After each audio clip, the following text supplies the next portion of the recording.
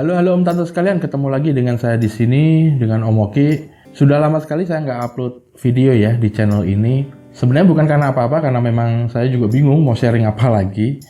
Banyak pertanyaan dari Om Tante yang ada di komentar di beberapa video saya. Jadi mungkin ada beberapa hal yang Om Tante masih kurang jelas gitu ya. Nah, mungkin di video ini kita coba baca-baca komentar dari Om Tante. Saya akan coba jawab satu persatu. Mungkin nggak bisa semuanya Om Tante, nggak bisa semua pertanyaan gitu ya. Mungkin juga ada beberapa pertanyaan yang saya nggak bisa jawab juga, jadi saya nggak bisa jawab juga di video ini. Saya akan pilih beberapa aja untuk video kali ini. Untuk selanjutnya Om Tante, kalau ada pertanyaan-pertanyaan lain silahkan tanyakan di kolom komentar di video ini ya. Mungkin kita akan bikin video seperti ini lagi berikutnya dengan menjawab pertanyaan-pertanyaan dari Om Tante yang ada di kolom komentar. Oke, tanpa berlama-lama kita mulai dari pertanyaan pertama. Oke, saya bacakan aja. Om Oki mau tanya dong, untuk dapat fitur COD gimana sih? Fitur COD kayaknya nggak harus gimana-gimana sih Om Tante. Om Tante tinggal mencari di pengaturan lapak Om Tante. Coba saya lihat sebentar ya. Om Tante bisa masuk ke Seller Center, dashboard Seller Center, atau kalau pakai laptop bisa di pojok kanan atas itu nanti ada foto profil Om Tante, lalu klik bagian lapak saya. Nanti Om Tante di bagian kiri itu bisa masuk ke pengaturan, lalu pilih di pengaturan pengiriman, gitu ya. Di pengaturan pengiriman Om Tante pilih pengiriman dalam negeri. Nah, di pengiriman dalam negeri itu di bagian atas itu ada pilihan bayar di tempat atau COD ya. Cuman yang perlu Om Tante ketahui bahwa COD yang di Bukalapak itu dia menggunakan si cepat ya, jasa pengiriman si cepat saja dengan jenis pengirimannya reguler gitu ya. Untuk peraturannya seperti apa, terus ketentuan COD seperti apa, Om Tante bisa cek di situ ya, ada linknya, baca sendiri. Intinya tinggal diaktifkan saja kalau mau COD. Oke, kalau di Shopee kalau nggak salah bisanya cuma pakai JNT ya. Kalau di Lazada COD itu kalau saya nggak salah nih itu bisa pakai Ninja. Ada yang kebagian COD-nya Ninja, ada yang kebagian COD-nya JNE gitu. Kalau nggak salah nih, kalau salah coba koreksi saya di kolom komentar gitu ya. Itu soal COD. Oke, masuk ke pertanyaan kedua. Jual sepeda motor di Bukalapak emang bisa ya Bang? Jual sepeda motor di Bukalapak bisa ya, dengan catatan bahwa harus ada kerjasama dengan pihak Bukalapak. Jadi kalau Om Tante punya produk kendaraan, lalu perusahaan Om Tante legal formalnya ada, coba Om Tante menghubungi kantor Bukalapak untuk mengajak kerjasama. Kalau nggak salah sih sudah ada sih ya yang ngajak kerjasama jualan sepeda motor di Bukalapak. Saya nggak tahu tapi siapa penjualnya gitu. Tapi setahu saya di Bukalapak sudah ada yang berjualan sepeda motor. Ya, tapi statusnya adalah bekerja sama. Jadi tidak semua pelapak itu boleh menjual sepeda motor di Bukalapak. Harus ada perjanjian khusus. Begitu ya. Oke, pertanyaan ketiga. Maaf Om, maksudnya 200 atau 250 bla bla bla bla, itu maksudnya gimana ya?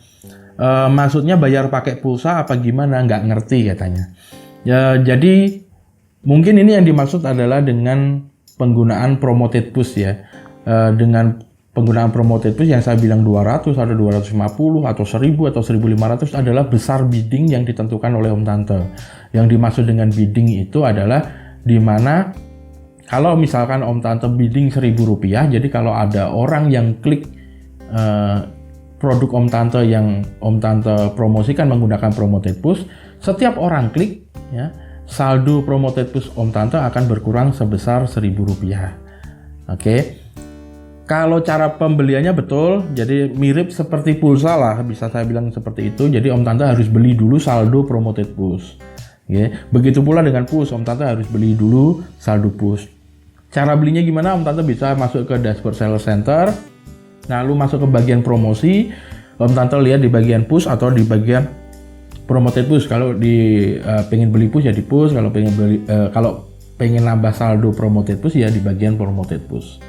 Maksudnya seperti itu. Jadi kalau ada orang, misalkan kita bidding 200, setiap orang ngeklik ya kenanya 200. Ya, dan akan berkurang sampai 0 gitu, sampai 0 rupiah. Kalau saldo kita promoted push sudah 0 rupiah, otomatis iklan kita yang menggunakan promoted push otomatis akan tidak aktif. Promoted pushnya tidak aktif, tapi produknya tetap akan ada di lapak ya. Yang tidak aktif hanya iklannya saja. Mungkin itu. Oke, sekarang pertanyaan keempat ya kalau nggak salah. Pertanyaan keempat, saya sudah pakai promoted push juga bang. Sudah pakai promo test push kalau tulisannya. Saya sudah pakai promoted push, tapi nggak laku-laku juga. Malah saldonya yang habis cuma dilihat-lihat doang. Gimana dong bang solusinya? Nah, ini cara Om Tante harus menilai lagi produknya. Kalau sampai, jadi ini cara menganalisis penggunaan promoted push.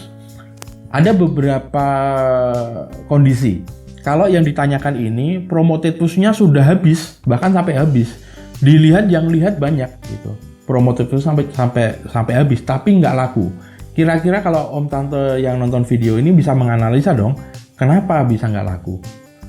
Oke, kalau dari kacamata saya nih, kalau orang sudah sampai klik produk tersebut, artinya apa? Artinya keywordnya sudah bagus tuh, judul produknya. Lalu yang kedua, foto produknya mungkin menarik sehingga orang mau klik. Oke, itu kan pemicu utama orang mau klik. Pertama, ketika dicari barangnya keluar.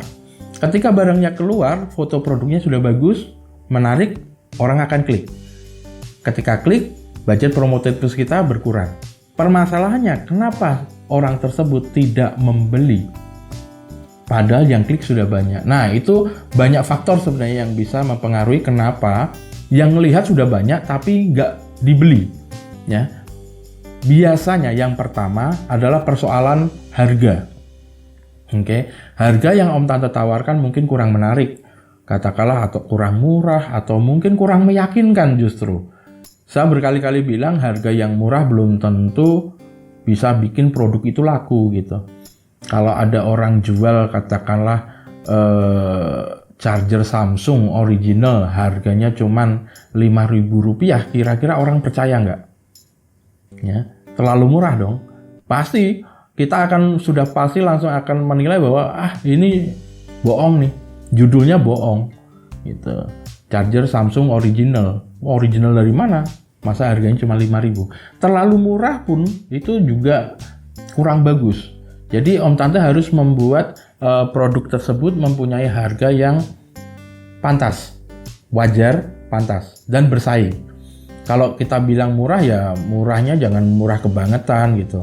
Kalau murah kebangetan terus kita nggak untung, ngapain kita jualan gitu. Kalau mahal juga jangan terlalu mahal gitu. Karena persaingannya juga ketat ya. Kalau kita ngomong jualan di Bukalapak atau di marketplace manapun, orang yang jualan produk serupa dengan kita juga banyak, sehingga kita harus perhitungkan betul soal harga. Jadi kenapa udah dilihat banyak tapi nggak dibeli? Kemungkinan besar karena harga. Oke. Yang kedua, kemungkinan paling besar memicu orang nggak jadi beli itu karena penjualnya nggak fast respon. Si pelapak nggak fast respon. Jadi ini pengalaman saya sih ya. Banyak sekali orang yang lihat, orang yang klik, harganya sudah cocok nih. Harga sudah cocok, dibaca deskripsinya dia udah mantep, tapi dia masih ada beberapa hal yang mungkin ingin dia tanyakan. Walaupun cuma sekedar barang ready nggak gitu ya misalkan.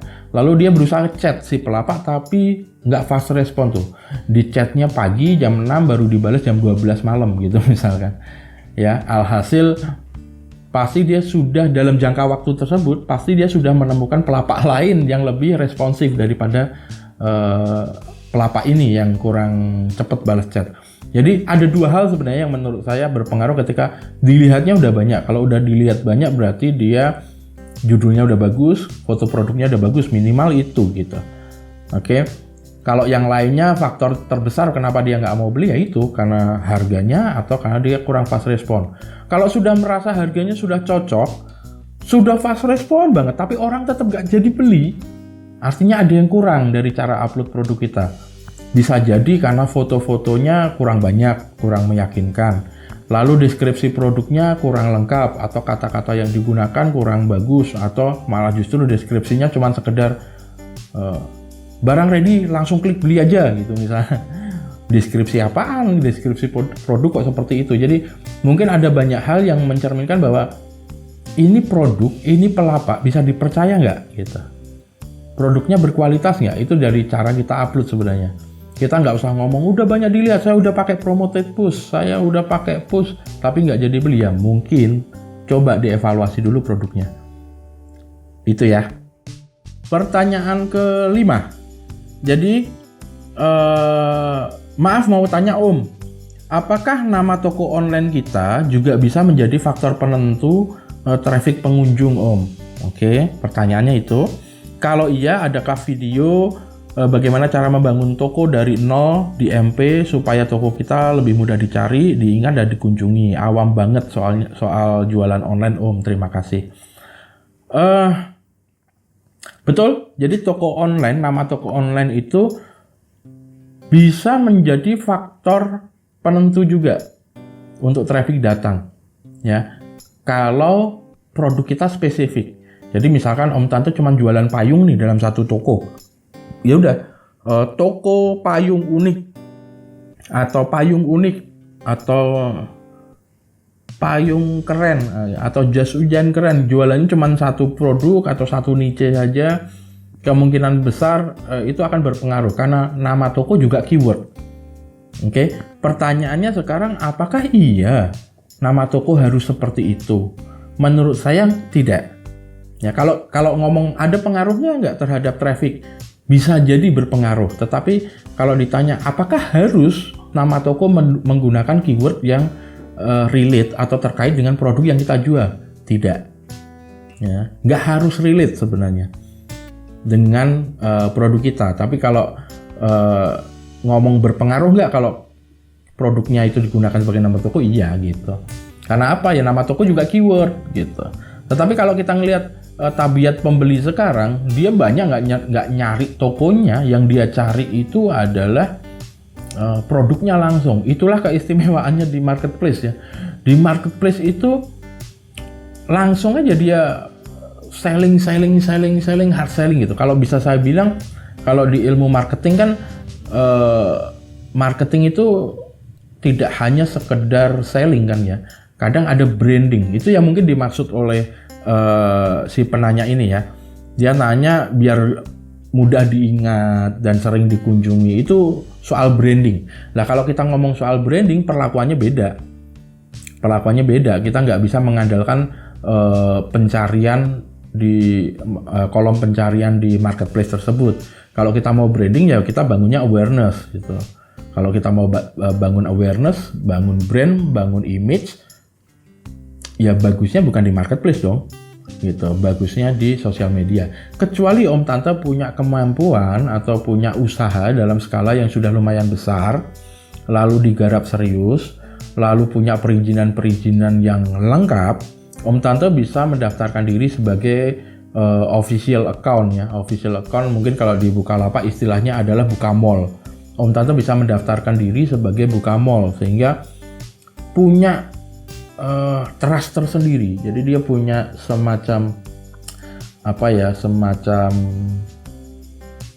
kebanggaan lah ya. Nama tokonya itu ada centang birunya, itu kan keren banget ya. Kalau kayak gitu kan otomatis orang akan berpikir bahwa oh ini brand ini benar-benar trusted gitu. Brand asli, brand original seperti itu. Jadi itu kalau Om Tante menjual produk-produk atau toko Om Tante yang punya perizinan yang lengkap, mungkin itu ya.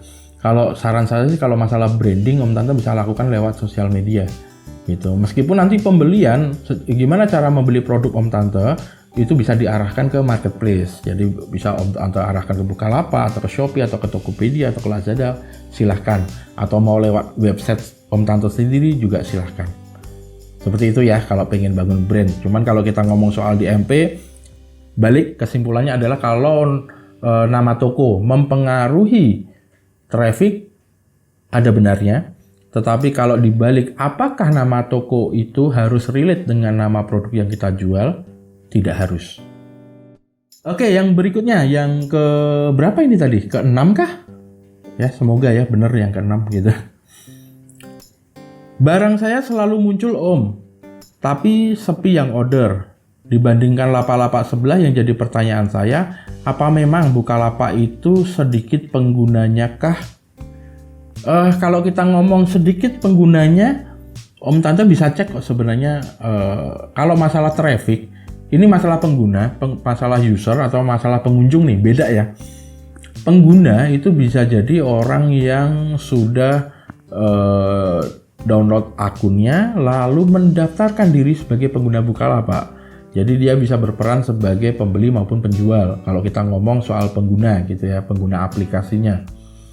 Kalau kita ngomong pengunjung, ya nggak harus punya akun gitu. Nah, penggunanya banyak atau enggak? Ya Om Tante bisa cek sendiri dari report-report yang ditayangkan oleh Bukalapak.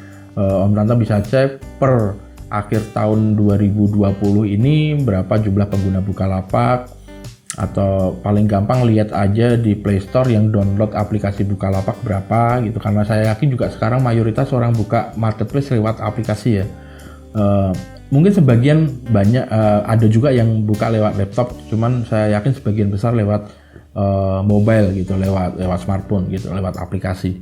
Jadi Om Tante bisa lihat aja di Play Store yang download berapa, lalu di di Apple Store bisa dicek juga aplikasinya gitu.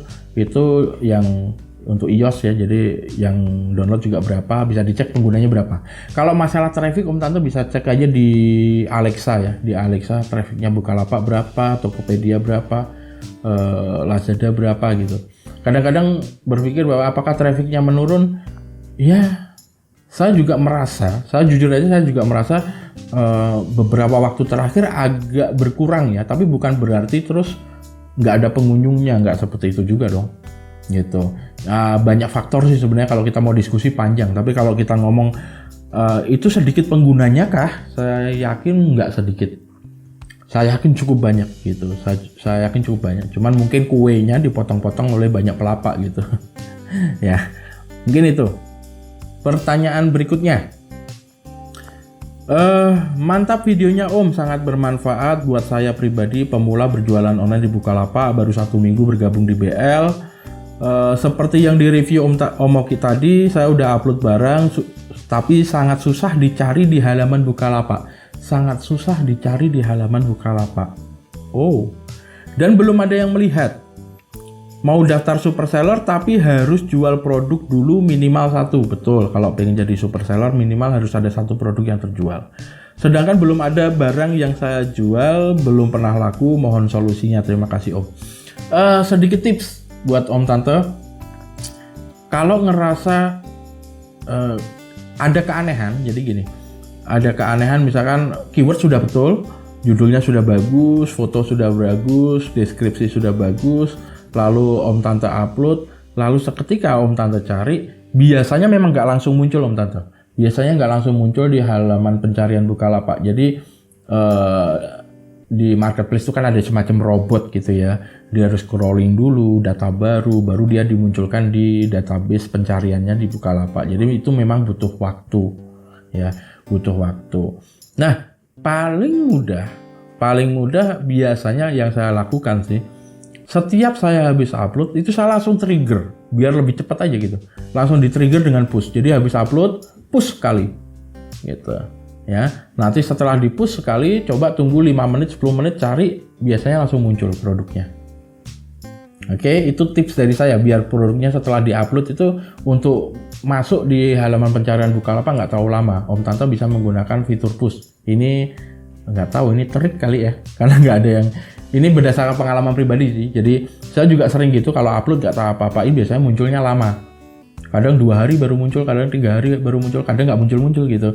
Karena apa? Karena banyak pelapak yang lain melakukan push dengan cepat gitu. Sehingga barang yang kita upload itu belum ada yang ngelihat, nggak muncul-muncul, ketindihan produk-produk yang di push. Jadi biasanya saya trigger dengan push. Oke. Mungkin ini pertanyaan terakhir Om Tante ya. Promoted push itu efektif diaktifkan semua item barang atau beberapa pilihan aja sih Om gitu.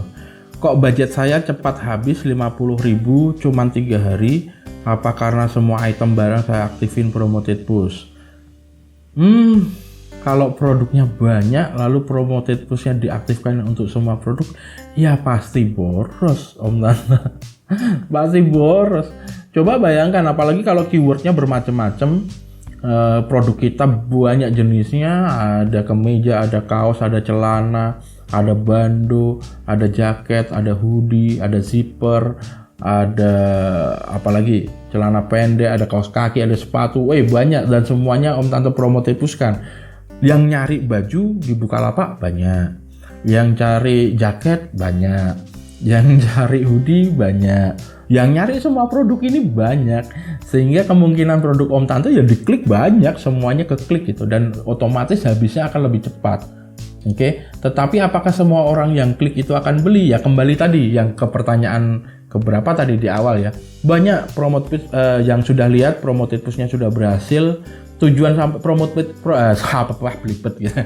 Tujuan promoted push itu adalah agar produk bisa dilihat kan gitu ya. Kalau banyak dilihat ya berarti udah tepat dong. Ya udah berhasil dong. Kok nggak bisa terjual? Berarti harus ada yang dikoreksi dari barangnya atau dari sisi pelayanan Om Tante. Oke, kalau ngomong apakah promoted push itu harus semua barang? Kalau barangnya jenisnya banyak, saran saya tidak menggunakan pengaktifan all produk ya. Om Tante pilih aja produk-produk yang memang Om Tante ingin iklankan. Ya, kalau saya biasanya produk saya yang memang jadi produk unggulan saya, itu saya aktifkan promoted push. Ada teman saya juga yang mengaktifkan promoted push hanya untuk produk-produk yang stoknya berlebihan di gudang dia. Jadi stoknya barangnya terlalu banyak di gudang sehingga dia pengen barang itu cepat keluar biar uang itu berputar. Yang dipromoted pushkan adalah produk-produk yang realitanya di gudang dia paling banyak. Ada juga teman yang menggunakan promoted push digunakan untuk produk-produk yang tidak pernah terjual dan susah banget terjual padahal dia pengen terjual karena sudah punya stoknya. Itu bisa. Gitu ya. Strategi masing-masing silahkan pilih prioritasnya mana dulu. Ya, prioritas Om Tante mana dulu ini yang pengen di promoted pushkan. Nggak harus semua, kalau saya sarankan sih jangan semua Om Tante, apalagi kalau produknya 1000. Itu mungkin pertanyaan terakhir untuk video kali ini. Berikutnya saya akan bikin video-video seperti ini lagi. Pertanyaannya masih banyak ternyata Om Tante, cuman kalau saya jadikan satu video full yang panjang mungkin Om Tante akan bosan sekali dan malah justru nggak berguna buat Om Tante. Jadi mungkin saya potong-potong aja jadi beberapa video pendek sehingga Om Tante bisa menikmati video ini, beberapa pertanyaan jawab gitu, mungkin nggak terlalu banyak. Jadi kalau Om Tante punya pertanyaan lagi, apa yang kira-kira Om Tante pengen tanyakan, coba komen di kolom komentar ya gitu. Silahkan tanya apa saja, dengan jaminan bahwa saya nggak akan semuanya bisa jawab gitu. Jaminannya nggak bisa semua dijawab. Karena apa? Karena ya saya cuma sharing. Jadi apa yang saya tahu itu yang saya share. Kalau saya nggak tahu ya saya nggak bisa share. Mohon maaf gitu ya. Tapi setidaknya saya pengen tahu juga sih sebenarnya Om Tante tuh keresahan-keresahannya atau ketidaktahuannya gimana cara ngelapak itu atau gimana cara jualan online itu di bagian mananya. Jadi Om Tante silahkan tulis di kolom komentar apa yang ingin Om Tante tanyakan. Ketemu lagi di video selanjutnya. Bye.